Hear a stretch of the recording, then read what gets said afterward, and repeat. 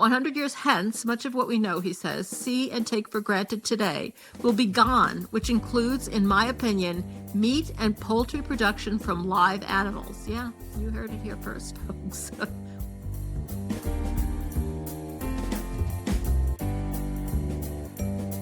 Anxieties are rising.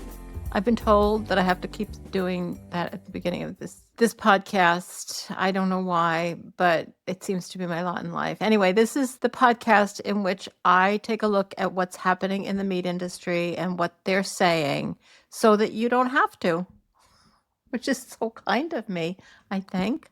First of all, I get a lot of stories from the site Meeting Place, which is kind of a communication site, particularly related to beef, but not exclusively. And this is from the center of my plate column by Lisa Keefe. Maha, ha ha ha ha ha ha ha is the title, though I may have overdone the ha-has. And she's trying to figure out, and I can understand this confusion, what the hell RFK Jr. wants. Is talking about, because I think we all share that. Like there seems to be some mixed signals, and she's a little confused. So she points out that he keeps criticizing vaccines for both poultry and people, and yet he's also standing with the USDA on its plan to invest $1 billion in fighting bird flu. And this is a multifaceted plan. It's not just for vaccines, but it does include $100 million for vaccine research. So, what's the actual story here? And he'd like to remove all foods considered ultra-processed and would want to increase funding for MAHA amidst deep proposed cuts for other food programs, which, are probably worthy. So it's just his own program he seems to want to support. He's surrounding himself by some entrepreneurs who, are a little dicey. The ones she points out, I don't know who this person is, the food babe, Vani Hari. And her Chuvani plant-based protein powders and supplements were picked up in April by Target. So, I don't know what else she's supporting, but I like that word plant-based. And also Mark Hyman, who, I've heard of. I don't follow him. But according to this, his supplement and nutrition book business is valued at $2.5 billion. What, like we're in the wrong business, people. Like whatever we're promoting here, it's the wrong thing, or the way we're doing it. I don't know. Anyway, they also plan to reopen the dietary guidelines, and she thinks that's really good for the meat industry because she thinks it's going to be a step in animal proteins direction. Great, just what we need. I think she says she's getting that mostly from his enthusiasm for beef tallow over seed oils for food prep, but there's probably other things as well. I don't know. But she personally believes that there's no quote unquote cleaner label than that on a package of fresh meat. And as you probably know, I would debate pretty vigorously the cleanliness of fresh meat. Not only on the filth side, but on the, ingredient side, because as far as I'm concerned, meat is always a processed food. It's food processed through an animal. Perfectly good food processed through the body of an animal to add fat and cholesterol. But she does point out that in spite of all of these efforts that she imagines are going to take place with the dietary guidelines, and she thinks it's really good, the real problem is that, quote, consumers in developed countries opt for greater convenience every time. That is such an enormously important point. All of the stuff online is about the cooking and the recipes and the going back to nature. People they don't want to spend time cooking. According to this, research indicates that U.S. consumers spend an average of just 37 minutes a day in food prep and cleanup, assuming 3 meals a day. 37 minutes. I think the average might be beating me. I don't spend a hell of a lot of time. I mean, most people don't want to spend their time cooking. They just want to eat something good. Like, that's just the way it is. I really like Jan Dukiewicz's work on this. Like, just getting away from this whole back to nature, back to the small farms, like the foodie world. Just give us some good food. But of course, what they're mostly getting for ease of preparation is really bad food. Sausages, deli meats, all that sort of thing. So yeah, if somebody would work on that in an intelligent way, I think that would be really delightful. She does seem to think that the campaign against ultra-processed foods is going to benefit animal proteins as well, because so far, and this is really interesting the way she puts this, despite their health claims, most plant-based or fermented meat substitutes fall under, quote, ultra-processed in the NOVA classification, but that studies are underway to develop a more nuanced way of understanding processing in food, but researchers have not released any conclusions as yet. This really bodes well, I think, for this whole nonsense about how every food that the vegan movement has invented to replace the dead bodies of animals is being labeled ultra processed. Really interesting. So that's something to keep an eye on. Meanwhile, she also points out many of the MAHA adherents, consumers and experts alike, are committed to reducing animal protein in favor of pulse and other plant proteins. Well, yeah. This is I'm as confused as she is. Would Kennedy and Rollins make much Rollins, of course, is the one at the USDA, make much headway if they encounter blowback from their biggest fans? We don't know. Well, I wouldn't say I'm their biggest fans, but I think that is true, that the people who support MAHA have all sorts of interesting attitudes towards food. Some of them are just awful, and some of them are really good. So it's still, even as crazy and as loony as all of this is, it's still worth keeping an eye on. And bird flu as well. Neither HHS nor USDA has said much about just letting HPAI, that's bird flu, spread in several weeks, which is, kind of what RFK Jr. has supported, that the virus just needs to run its course. So he may be over that. I don't know. Anyway. Also from Meeting Place, this is a fascinating article. This is from the Meet Your Markets column by Matt Graves. Making Meat's Future Happen. And he believes that 100 years from now, we will have a completely different and currently unacceptable meat and poultry production system.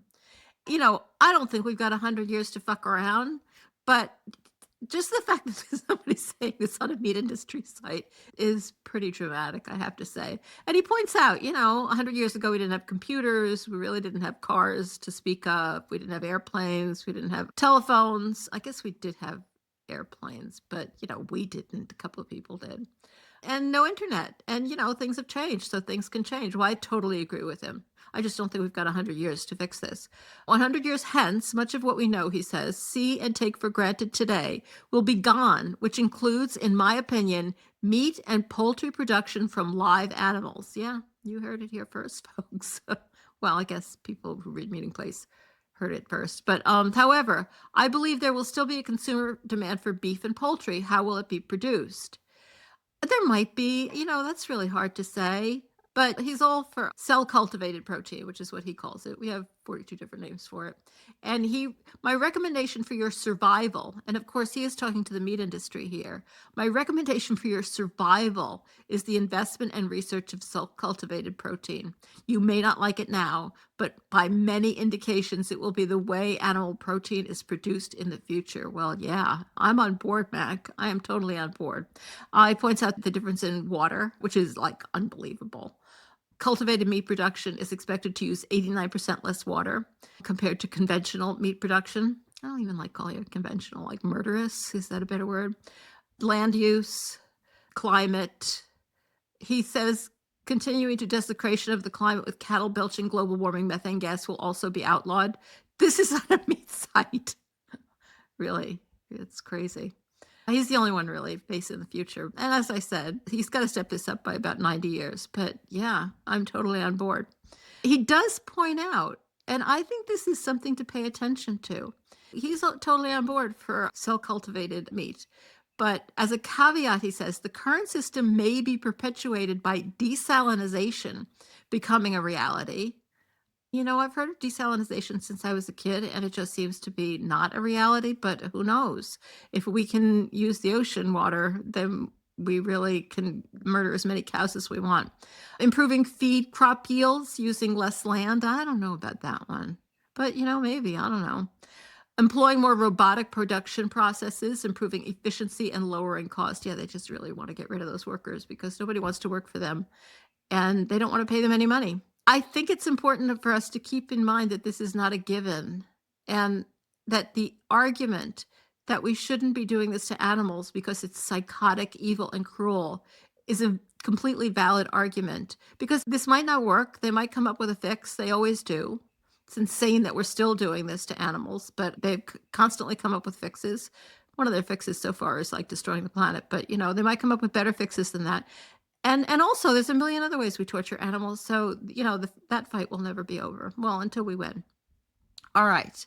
Global certificate in ag communications launched. Yeah.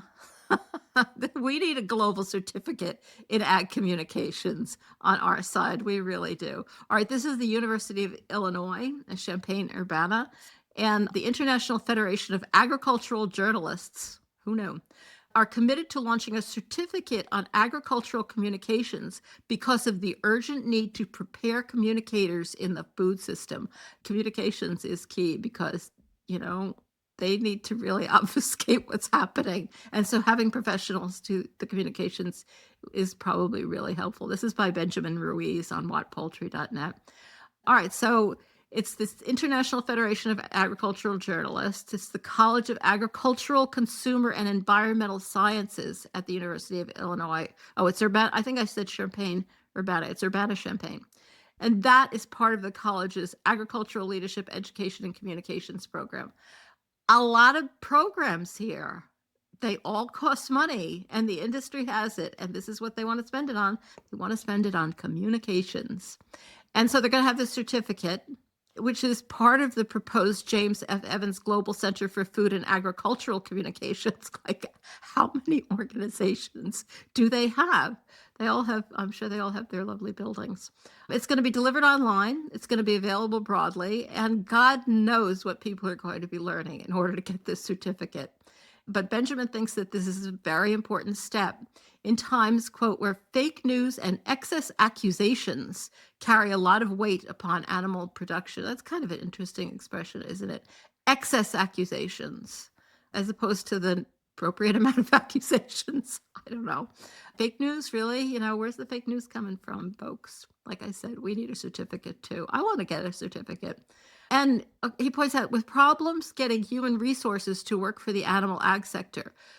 I mean, admittedly, I don't think Benjamin first language is English, but by human resources, he means people. Maybe I just don't like to say it that obviously. With problems getting people to work for the animal ag sector, and the need for journalists to participate in animal ag events. Yeah, I bet we can invite them. I bet we can put them up. I bet we can, I don't know, get them hookers or something. That is not in this article. That was a joke. And provide news based on facts and scientific data. This certification will come in very handy, he says. I bet it will. All right, I'm just going to, I don't understand a lot of what this is. And things may have changed by the time you hear this, which, is within a day of when I record it, but things are happening fast. It's about the big, beautiful bill. That's Trump's budget bill. What's in it for agriculture? This is from Dairy Herd Management, and it's by Michelle Rook and Tyne Morgan. And so, this is this massive, massive bill that covers everything. And I don't understand most of it, but I just thought it was interesting. They love a lot of what's in it. They love tax provisions for farmers, an extension for 45Z, and an increase in Farm Bill reference prices. See, I don't really know what these things are, but I'll give you a little brief summary of what they're saying. As of January 20th, farmers will have a 100% bonus depreciation for the next 4 years. The Section 199A deduction that was at the 20% level will now be bumped up to the 23% level. This is not that interesting, isn't it? All right, starting next year, Section 179 will increase to 2.5 million, up from $1 million. And I think that has to do with the state taxes. An increase in the gift tax exemption amounts to $15 million per individual and $30 million per couple, adjusted for inflation annually. They do not want farmers and ranchers to have to pay state taxes, and they're taking care of that. All right, 45Z, I talked about that before, but I didn't know what it was. It's a tax credit for the production and sale. Oh, this is bad. The production and sale of low-emission transformation fuels. That is not where we need to be getting fuels. I don't know whether they're talking about methane or whether they're talking about, the stuff they get from corn, or they're talking about both. But, we shouldn't be growing fuel. We should be getting it from the sun. All right. So the one thing that they don't like, or at least some of them don't like, is, of course, the one cut is going to be to SNAP, the Supplemental Nutrition Assistance Program, over the next decade. $290 billion taken out of that program, and redirect some of that money to farmers by expanding support for commodities and crop insurance. So we're taking it away from people, but at the same time that we're taking it away from poor people, it's also hurting farmers because that's who we were buying the food from. So we're taking care of the farmers to some extent, but not the poor people, of course. The average SNAP benefit is about $6 per day. Let me say that again. This is a quote from Representative Angie Craig, a Democrat of Minnesota. Let me say that again, $6 a day. You don't build a life on SNAP. You build a bridge to the next paycheck. And I have to say, that's a pretty weak bridge as well. But as I say, I don't know what's going to happen to this bill. It's in all sorts of trouble at the moment, but they all somehow have a way of just folding and making it happen. So it's bad, folks. It's really bad. And that's it for this week's Rising Anxieties. Thank you so much for joining us today on Rising Anxieties. Please remember to subscribe and like wherever you listen or watch or whatever. And if you're able and you want to, you can donate at ourhenhouse.org/support.